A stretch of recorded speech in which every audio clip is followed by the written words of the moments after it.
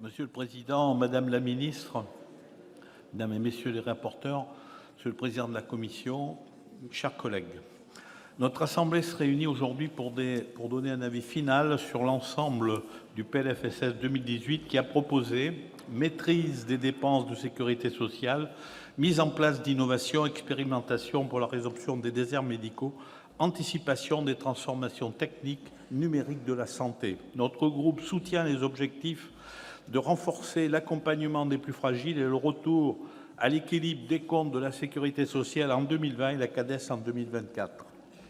Le gouvernement envisage un effort de limitation de l'augmentation des dépenses de sécurité sociale à plus 2%, 2,1% sur la prochaine année, avec une diminution du déficit global à 2,2 contre 5,2 en 2017. C'est une première étape sur la route d'un équilibre des comptes en 2020. Vous avez, Madame la Ministre, notre entrée soutien dans cette démarche. L'article 7 porte sur l'allègement des cotisations sociales des salariés, 3,15 points, soit une véritable mesure en faveur de la hausse du pouvoir d'achat. En contrepartie d'une hausse de 1,7 point de la CSG, notre groupe a souhaité proposer un amendement réduisant la hausse de la CSG sur les pensions de retraite à 1,2 point.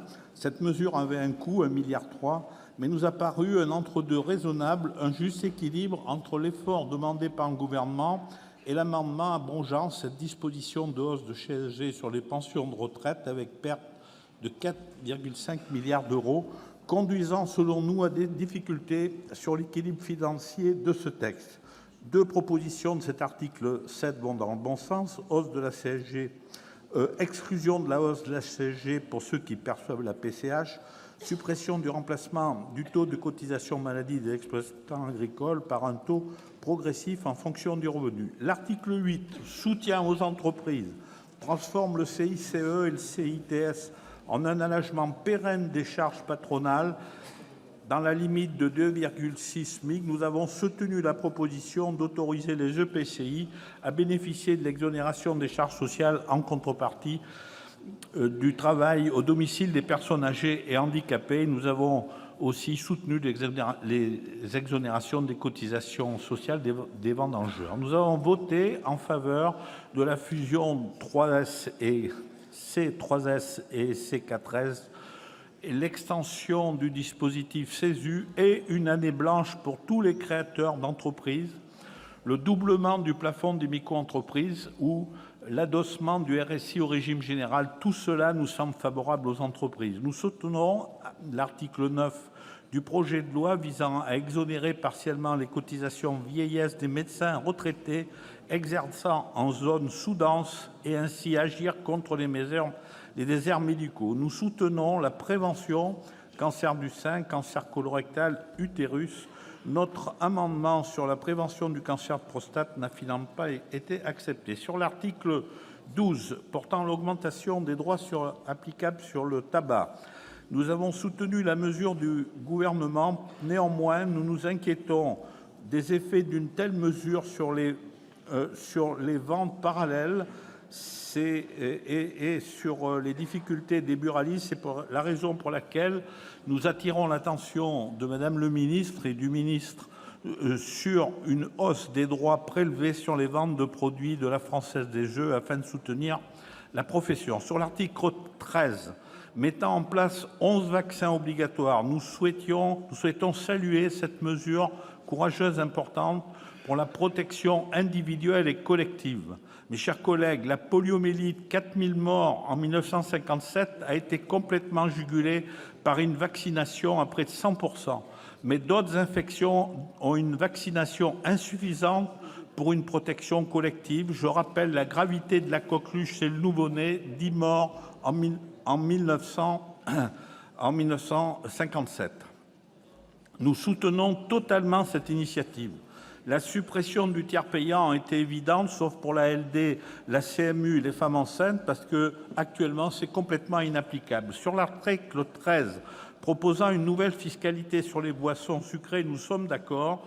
Quant à la politique familiale, nous avons été sensibles à la proposition de l'article 25 de majorer le complément du mode de garde de 30% pour les familles monoparentales, et nous avons voté par la suite l'amendement de Mme Doineau pour conserver le statu quo 2007. Concernant l'allocation aux adultes handicapés et l'augmentation de la minimum vieillesse, nous sommes bien sûr tout à fait d'accord. Nous soutenons aussi le PLF médico-social, personnes âgées, personnes handicapées, dont le 4e plan autiste. Notre groupe a étudié avec intérêt les propositions d'expérimentation pour l'innovation de notre système de santé.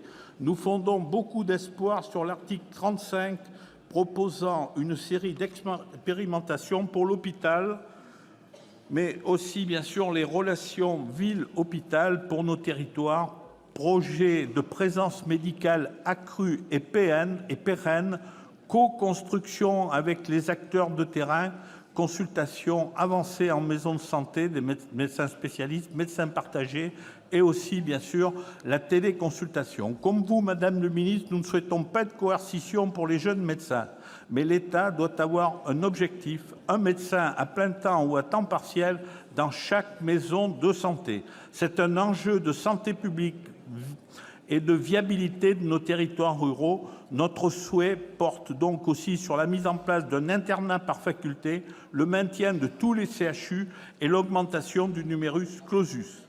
Les propositions du Gouvernement vont dans le bon sens.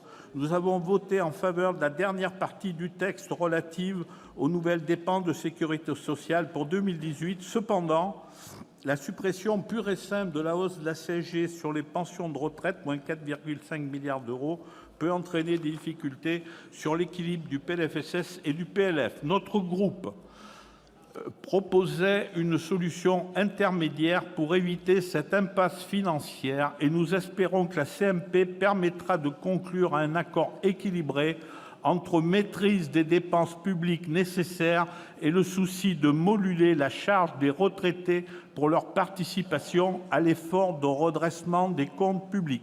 Monsieur le Président, Madame le Ministre, chers collègues, le groupe des Indépendants, République et Territoires s'abstiendra pour le vote final de ce PLFSS à l'unanimité.